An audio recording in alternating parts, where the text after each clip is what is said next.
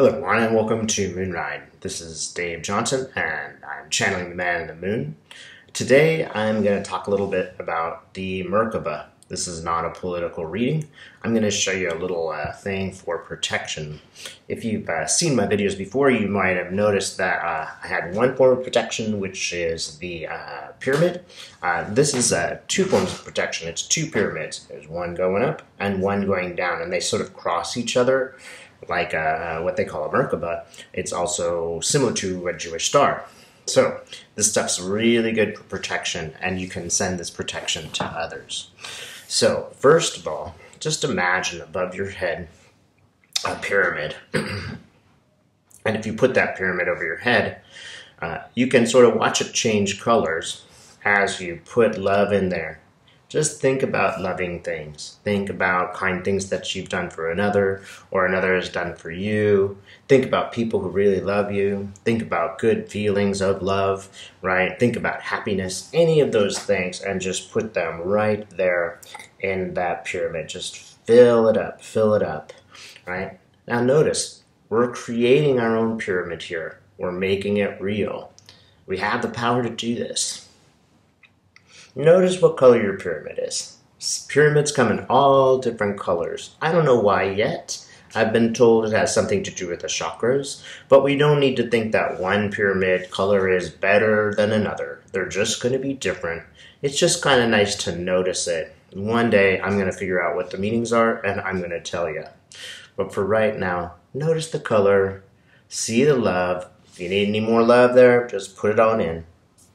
Right, so here's one pyramid, right? And we're going to add some helpers. So think of people who loved you. And ideally, these will be people that have passed to the other side. So when I say loved you, I probably should say love you, because they still do wherever they are.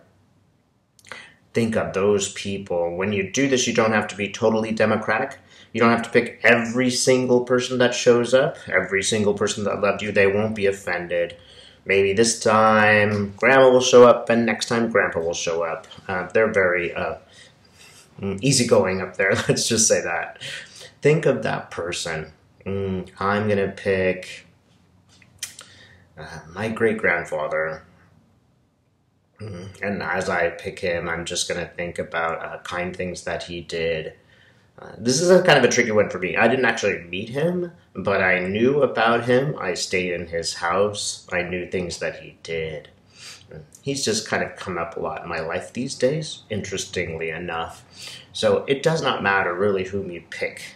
Pick someone that loved you, right? And again, someone who has passed to the other side, because they're experienced. They know what they're doing out there.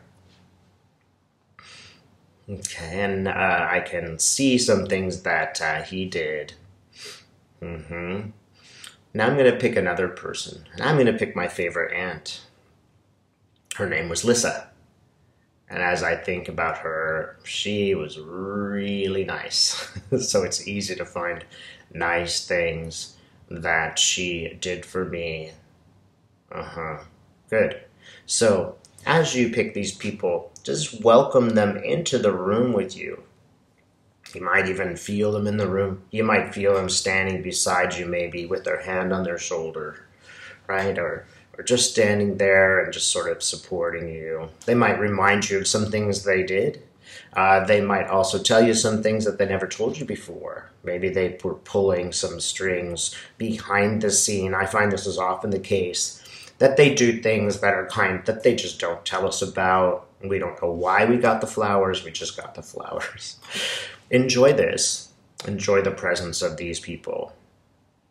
Now, one thing that often happens with my clients is pets. I'll be sitting here and they'll be sitting there and I just keep getting a dog barking, right? And I'm like, wow, did you have a pet that you really, really liked? And I'll always go, well, why, yes, Scotty. Okay, so pets are awesome. Pets are great. I don't care what pets there are. And if you pick a horse, you can fit them in your pyramid. We'll find a way, right? So think about all of those things. And again, you could have, 5 people in here. I wouldn't recommend more than 5, although you probably could do that. Or you could have just 1. Or you could just have your pet. It does not matter. Feel the presence of those who loved you. Remember the things that they did for you and the kindnesses. If it's a pet, remember the fun that you had, the feelings of love that you had for that animal. And invite them, first of all, lower the pyramid around you so that it goes all the way around you, all the way to the floor, right? And now invite those loved ones into your pyramid. And there might be a minute where they're sort of surrounding you, you'll be right in the middle. And let me tell you a secret, pets will always want to be in front. They are always in front. And, grandma might stand on one side, grandpa might stand on the other side. Let them negotiate where they'd like to stand, right, for your protection, right? Now, here's the second part of this pyramid. It goes like this. It starts at your waist, right? And it's made of crystal, and it goes down into the earth past your feet. This crystal helps us feel grounded, right? It keeps us attached to the earth. In this crystal pyramid, you're going to feel the energy go through your feet, and you can have that energy go all the way into the earth, right? It can go through your feet, send out stuff that's not useful. If there's something that's bugging you, you can push it down through your feet. The earth can take it. It doesn't matter if you're on the 6th floor, just actually imagine it going all the way through all the floors into the ground, right? This is going to sort of balance us out. Wherever we go out up there, we'll still be down here with our feet on the ground, right? So just see yourself in this pyramid from the waist down. It's nice now to just, check it out, see if it feels comfortable. Is there anything you're missing? Maybe if, the pyramids aren't quite lined up, there's a little funky stuff going on here. Just check it out. And when you're doing this, don't say to yourself, I'm doing it wrong, I'm doing it wrong. No, just take a look. Maybe there's some adjustments. Maybe this is your first time, but the 10th time you'll do much better, right? Now here we are in our double pyramid, one going up and one going down, and they're kind of overlapping, just like a Jewish star. And just enjoy this feeling for a moment. Now, if we wanted to, we could use this to go out into the universe and meet our guides. It's very important to have this protection around you if you do want to meet your guides. But we could do a lot of things right now with our pyramid, a lot of things. Right? And I'm discovering as I look at other people's work that they do almost exactly the same thing when they do it. So if you just want to practice this, this is great. You can just enjoy it. If you want to apply it to something, you absolutely can. Now here's a fun trick that we can do with our double pyramid. We're inside here in the double pyramid, but we can actually sort of take it out. We can sort of take it from around our body and make it a little smaller, and we can hold it in our hands just like this and feel the energy of the Merkaba, right? The double triangle. Now, maybe you can notice that my body's moving, okay? So I always know when the energy's here because my body will move, right? And as you hold it in the air, you can sort of feel the power of the Merkaba. It might be just a slight tingling or feeling or just a knowing. It does not matter. Don't over-evaluate your feelings. But feel this. Feel the power of it. You can literally flip it on its side and catch it. You can spin it around. Here is the energy. We could hand that energy off to somebody else if we wanted to. I would be very careful about this because it does include you and your loved ones. But if we really want to use this in a totally safe way, we might think about someone that we love, right? Someone that needs our help right now. Anyone at all can be your dog. It does not matter. Anyone can use this. You can do this while they know about it and not know about it because it won't really hurt anyone. Now, as I'm doing this, I'm thinking of a person, right, who could really use this love right now. And I'm just going to hold the Merkaba in my hands, but I'm also going to imagine that person in that place, right? You can also do this for a group of people. So I often think of kids at the border or people, especially children who are suffering from war. And I can just place all of those people, maybe one example, inside that place. And to tell you the truth, I'm actually thinking of a little Indian boy. When I say Indian, I went to India. It's very beautiful, but the poverty for me was quite overwhelming. It was especially difficult to see children who were begging in the streets.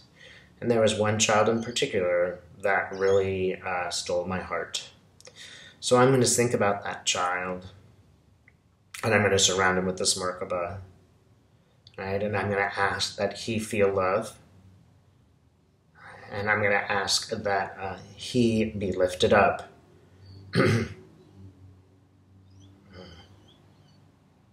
Again, you can put anyone in here. You could even put your enemy in there if you want to make the world a more beautiful place. All right. Okay. Now, it is important to bring the Merkaba back. We don't want to just leave it out there, right? So we're going to sort of finish off with whoever's in there, send them blessings, use whatever words you like, send them peace, and let them go out of the Merkaba. And let's bring it back to ourselves. And again, see yourself surrounded by these loved ones of yours. And there's a couple of great things that you can do right now. You can ask them, would they like you to do something? Would they like you to change your life? Would they like you to use a different soap? Whatever they wanted you to do. Ask them if they would like you to do something. You can think of it as almost like a gift in return. They send you and help you with love and protection and light, and say to them, what would you like me to do in return? Perhaps your family member or your pet will ask you to do something, maybe not. When they do ask you to do something, it will always be fairly simple. It will never be about their ego. I've never had one of these people say, build a statue to me and create a religion for me. They will always say something that benefits you. So they'll tell you, take it easy on the whole milk. That's what they tell me. They'll tell me, hey, it'd be better if you went camping for a week and just meditated, right? And that's actually a big request. Usually it's very simple, like eat an apple. But just ask them, and if something comes up, accept it. And always notice what they're asking you to do is good for you. It's not for them. If you ever did get some selfish creature in here, we've pretty much done this wrong, right? I've never had that happen. I'd find it almost impossible for that to happen, but it's just something important to notice. These spirits always have your interest at heart. They always want to help you, always. So I'm going to say thank you to my great-grandfather and to my aunt. Thank you for their help. And I'm going to go ahead and ask, is there anything you guys wanted me to do? Go out. They're telling me to go out and get some exercise today. They're actually showing me my least favorite sport, basketball. I know they don't want me to play basketball, but I do know they want me to get out. Any sport today. We've been in a lockdown here in Australia for 5 days. I haven't been able to get any exercise except, short walks. So they really want me to go out. So again, okay, I can do that. And I'm going to tell them, yeah, sure, all right, I'll do that. It's an agreement. And then I'm going to say thank you again for them being here. Right, and the pyramid is now surrounding me. Right, both pyramids. And I'm going to lift up the top pyramid, and I'm going to let it go. My family members are going to, they have their own work to do, and I'm going to let them go about their business, right? And I'm going to let them know that I will ask them to come back. I will visit them again and again. I'm going to say thank you. It's very important to show respect, right? As we lift the pyramid up, I can feel my great-grandfather and my aunt, and I can feel them sort of lift up, sort of say, see you soon, as they go about their business. All right? Now, we still have a lower pyramid intact. This is the pyramid from our waist down. That one is made of crystal, and we can just leave that one there. There's nothing wrong with us being attached to the earth. It will not do us any harm. It will probably help us. Certainly, it will not harm us. But in the next case, when we do this again, we will have to create both pyramids up and down in order to do it again. The lower pyramid, it won't stay perfectly functioning forever. It will be there and just, kind of slowly stay there and maybe slowly leave. So when you do this again, do go through the whole process of top pyramid and bottom pyramid, even if you left the bottom pyramid intact. And one more time, I'm just going to say thank you. Thank you to the universe for showing me this beautiful way that we can heal ourselves and heal each other. Thanks so much for watching.